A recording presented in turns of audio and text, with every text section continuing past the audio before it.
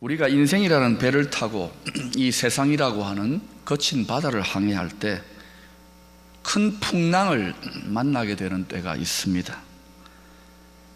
우리 믿는 자들이 풍랑을 만나게 되는 것은 크게 두 가지 모습입니다.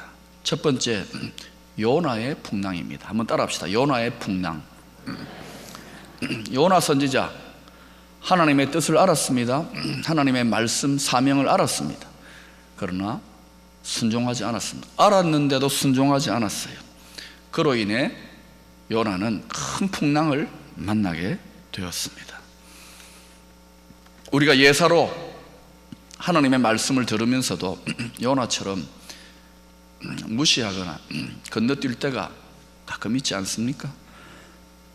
당장에 풍랑이 다가오고 당장에 하나님의 징계가 없다고 우리는 요리조리 도망칠 경우가 많습니다. 성실한 예배, 온전한 헌금생활, 기도와 또 섬김의 봉사가 없는 점점 형식화되어가는 신앙, 무능력한 신앙, 병든 신앙을 하게 될 때에 여러분이 만약에 아버지 같으면 그런 자녀 그냥 내어버려 두는 것이 잘하는 것일까요? 하나님 아버지는 오래 참고 참으시는 중에 사랑의 채찍을 드셔서 그 성도에게 인생의 큰 풍랑, 바로 요나와 같은 풍랑을 허락하시는 것입니다. 이런 풍랑 만나면 그 이전에 아무리 설교를 하고 가르쳐도 귀 기울이지 않던 성도가 갑자기 하나님을 메어 달립니다. 그리고 또 하나님을 메어 달리면서 원망까지 합니다. 저는 많은 경우를 보아왔어요. 최고의 설교자가 다른 것이 아니라 고난의 풍랑이구나, 인생 최고의 스승이 바로 시련의 풍랑이구나 하는 것을 알게 되는 거예요. 여러분은 지금까지 인생 살아오고 신앙의 여정 속에서 평안하다고 너무 자만하면 안 돼요. 하나님 복 주실만 하게, 하나님 인도하시고 보호하실만 하게 신앙생활 잘 해야 합니다. 두 번째로 바울의 풍랑입니다. 한번 따라합시다. 바울의 풍랑. 오늘 본문의 바울, 하나님의 사명을 위하여 목숨을 걸고 온전히 순종을 하는데도 풍랑 만나는 경우가 있습니다. 이것을 우리는 뭐라고 하느냐? 바로 의인들에게 다가오는 연단의 풍랑이라고 하는 겁니다. 물론 우리가 하나님의 뜻에 순종하는 그런 신앙생활을 하게 되면 원수 마귀가 회방합니다. 하나님의 복된 뜻이 우리 삶에 이루어지지 못하도록 회방합니다. 그래서 정말 주를 충성하고 주의 뜻을 이루려고 안간힘을 쓰며 믿음에 헌신을 해왔던 성도들이 때때로 낙심과 좌절과 시련의 큰 풍랑 속에서 그 영혼이 짓이겨지는 것 같은 경험을 할 때가 있습니다. 그때 갑자기 하나님 왜 이러십니까? 아니에요. 연단의 풍랑이라는 거예요. 연단의 풍랑. 우리는 신앙생활하면서 인생을 살아가면서 늘 이런 날만을 노래합니다. 쨍하고 해 뜰 날, 쨍하고 해 뜰 날만을 소망합니다. 기대합니다. 저도 그런 경향이 있지요. 그러나 영국 속담에 이런 말이 있습니다. All sunshine makes a desert. 무슨 말입니까? 항상 햇빛만 쨍쨍 내리비치면 사막이 되고 만다는 거예요. 햇살 좋은 그런 날씨가 있는가 하면은 비 내리고 우중충하고 먹구름이 잔뜩 낀 날씨도 필요한 것입니다. 인생에 버릴 게 하나 없는 거예요. 하나님은 역설적으로 사랑하는 자일수록 귀하게 쓰기 위한 뜻을 품고 있는 그러한 종일수록 더 힘들고 더 어려운 시련을 통하여 연단하신다는 것을 아셔야 됩니다. 한국 교회 가운데에, 아니 전 세계 교회 가운데에 위대하게 쓰신 성도들, 위대하게 사용하셨던 하나님의 종들은 예외가 없습니다. 수많은 연단과 시련, 풍랑을 통과했다는 것을 아셔야 됩니다. 그러나 요나의 풍랑은 풍랑당하여 회개하지 않고 나아가면 빠져 죽습니다. 끝이 보장이 안 되는 거예요. 그러나 바울의 풍랑은, 의인의 풍랑은 우선은 힘들고 괴롭더라도 믿음으로 이겨내고 승리하면 반드시 하나님의 축복과 역전의 은혜와 승리가 나타나는 줄로 믿습니다. 시편 34편 19절에 이런 말씀이 나옵니다. 의인은 고난이 많으나, 하나님 잘 섬기고 하나님께 충성하고 하나님의 뜻이 이루어지라고 하는데도 고난이 많아요. 왜? 이 세상이 하나님의 뜻을 대적하는 불의한 세상이기 때문에. 의인은 고난이 많으나, 그러나 한 가지 다른 게 있습니다. 여호와께서 그의 모든 고난, 에브리 고난, 모든 고난에서 건져주시는 거예요. 이 말씀을 믿을 수 있기를 축원합니다. 그러므로 누구든지 예수 그리스도를 믿고 하나님의 말씀, 하나님의 사명에 목숨을 거는 자, 그 사명에 올인하는 자는 모든 고난에서, 모든 환난에서 반드시 말씀대로 하나님께서 건져주시는 줄로 믿습니다. 오늘 본문에 바울 일행이 겪고 있는 풍랑이 얼마나 힘들고 무서웠던지 20절에 보면은 구원의 여망이 다 없어졌다고 합니다. 다시 말하면 끝장났다는 거예요. 이제 꼼짝없이 죽었다. 왜 이들이 그 이전에 하나님의 종 바울에게 하나님이 성령으로 감동하셔서 그냥 가시면 큰 풍랑 만날 가능성이 높고 위험에 빠집니다. 그러므로 지금 이 항구에 머물자고 했는데 무시해요.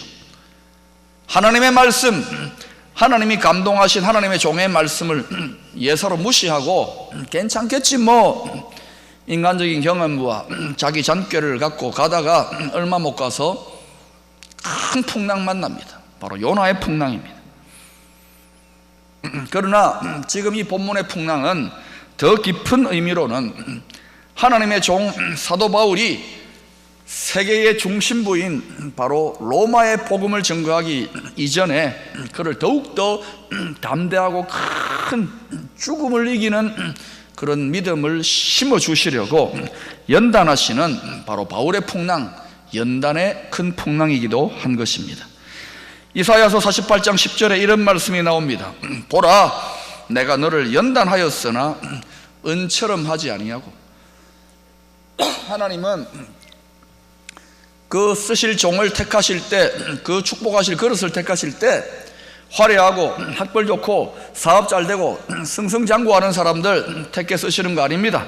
그런 사람들 하나님 의지하지 않습니다. 잘 나가는 사람들 하나님 앞에 필사적으로 매달리지 않습니다. 눈물로 하나님 붙들지 않습니다.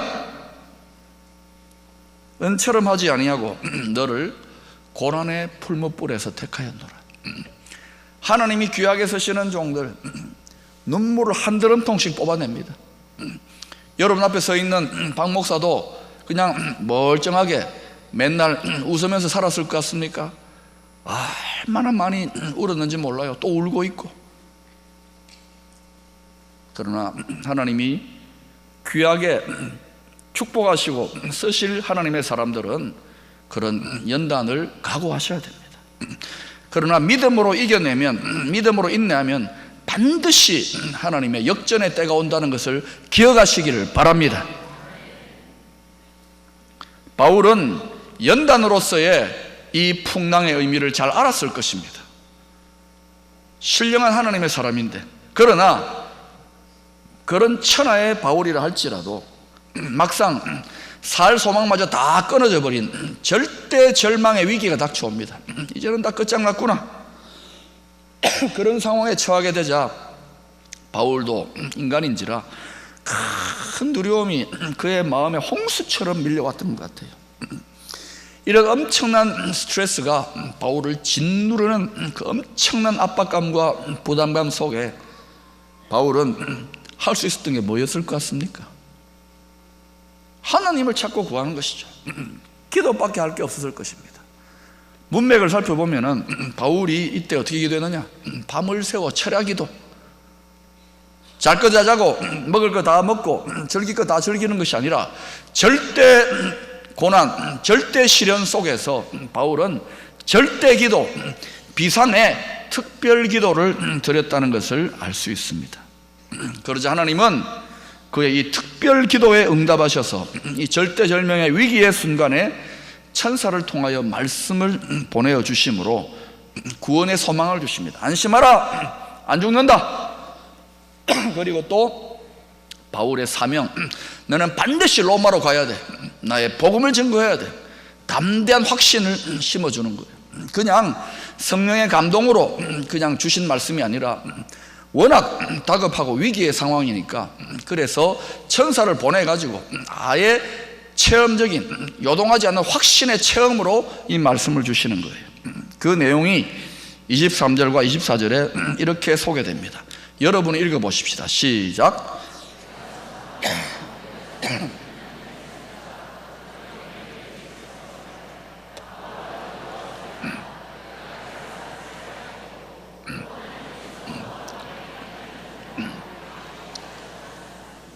여러분 한번 상상을 해봐요.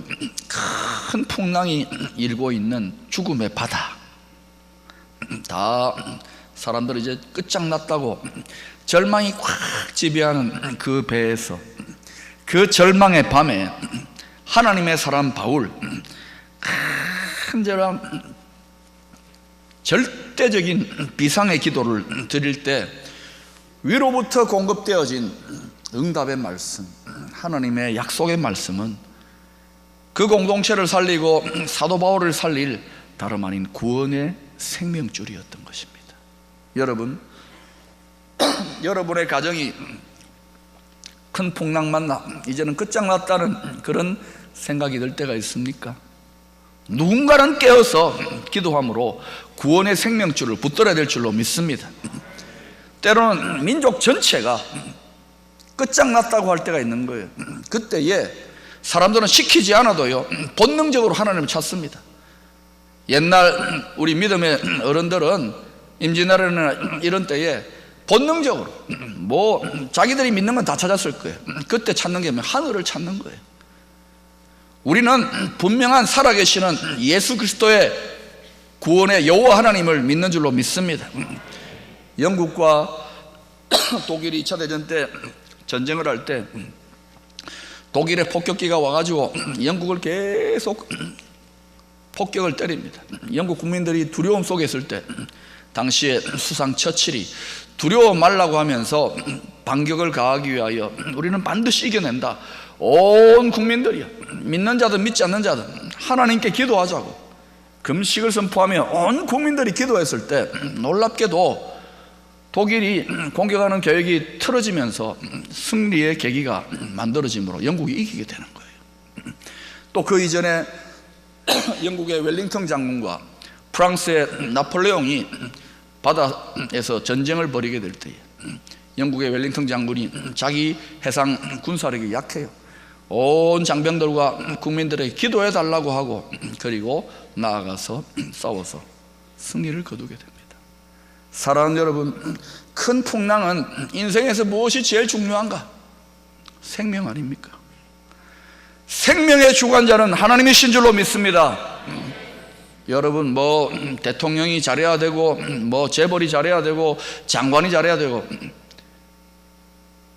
메르스 너무 두려워하지 마세요.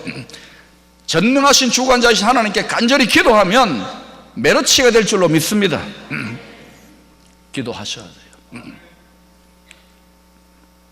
사랑하는 여러분, 우리가 믿는 하나님 그저 인생의 문제나 뒤치다꺼리 하는 그런 하나님이 아닙니다. 우주보다 크신 하나님이라는 사실을 기억하십시오.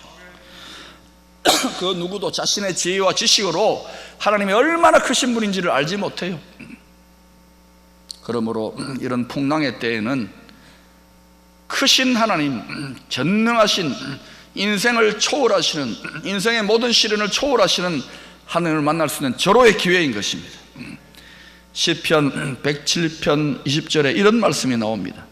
그가, 하나님이 그의 말씀을 보내어 그들을 고치시고 위험한 지경에서 건지시는도다.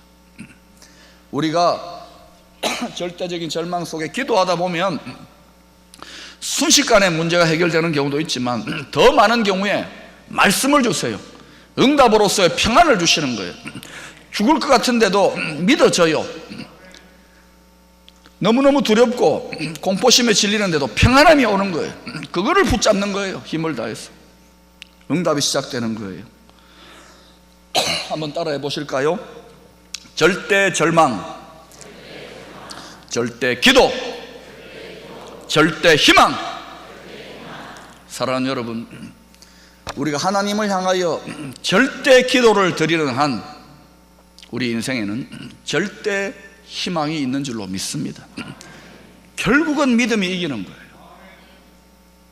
이것저것 다 세상에 붙잡고 있는 줄 다 끊어질 때 잡을 것은 오직 하나님밖에 없는 거예요. 이혜원이라고 하는 서울의 명성교회 집사님이 계십니다.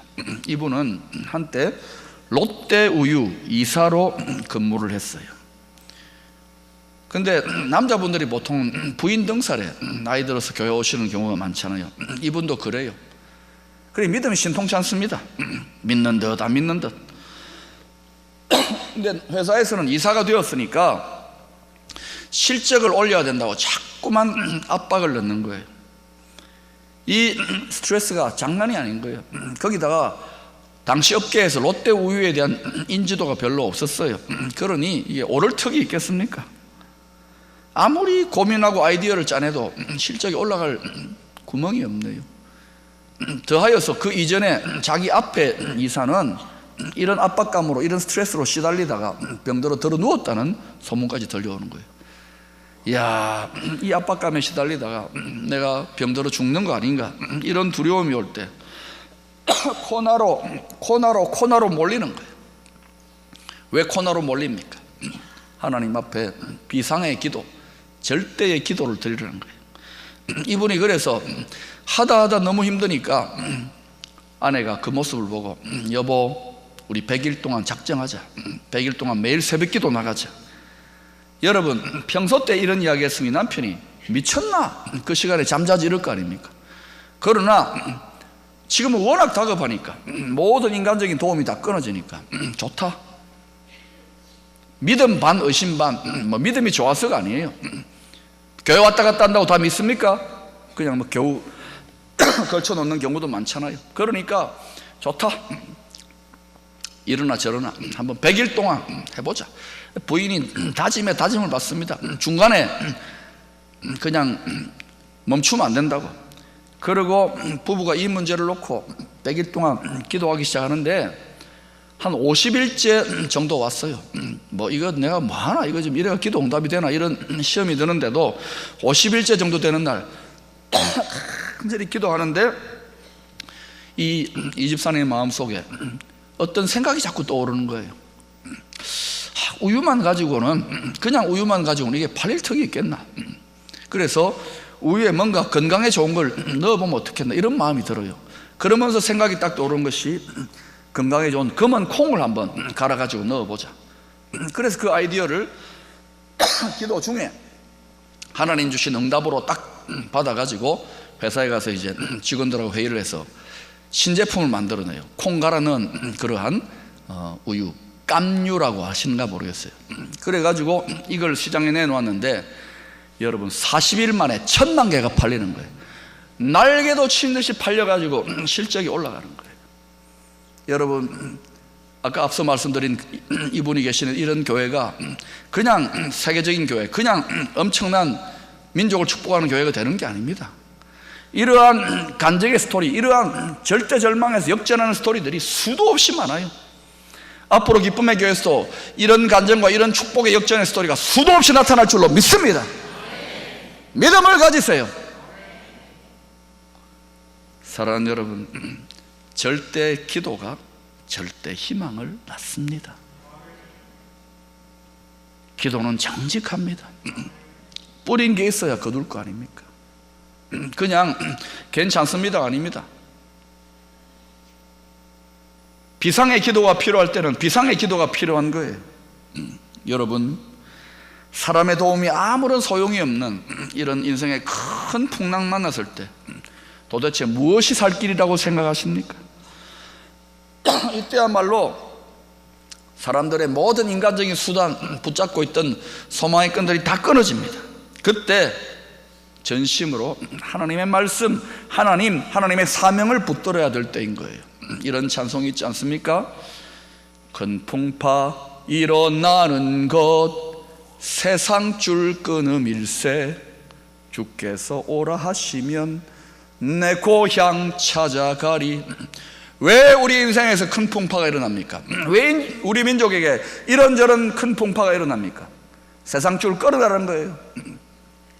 뭐 누가 잘하면은 이게 해결되고 이제는 인생의 문제를 초월해요. 그래서 하나님 잘 믿는 민족, 하나님 잘 믿는 가정이 결국은 살아남고 시대와 역사와 민족을 축복하게 될 줄로 믿습니다. 왜? 인생의 문제를 초월한 문제는 하나님만이 해결할 수 있기 때문에. 하나님은 분명히 말씀하셔요. 환난의 때에 내게 부르짖으라. 해결할 수 있는 분이 말씀을 하시는 거예요. 바울과 함께 한 배에 탄 276명의 소중한 생명들, 그들이 다 살 수 있었던 것은 바로 그 배에 하나님의 종이 타고 있었어요. 하나님의 음성을 듣고 절대적인 기도를 하고 하나님의 사명을 가진 사도 바울이 하나님께 응답받은 그 말씀을 나눔으로 평안하라, 안심하라, 죽지 않는다. 자신들의 인간적인 경험, 인간적인 생각, 인간적인 잔꾀, 인간적인 모든 소유를 다 내려놓고 하나님만 붙잡았을 때에 그들에게 살 길이 열렸을 거예요. 사랑하는 여러분, 지금 뭐 세상이 힘들다 어렵다, 이때야말로 더욱더 바싹 하나님의 백성들은 하나님을 의지하고 교회로 나와 기도해야 될 때인 줄로 믿습니다. 여러분 TV 보고 뉴스 보고 웬만큼만 보세요. 신문 보고 그 떠들어대는 앵커들이나 아나운서들이 뭘 해결해 주겠습니까? 여러분,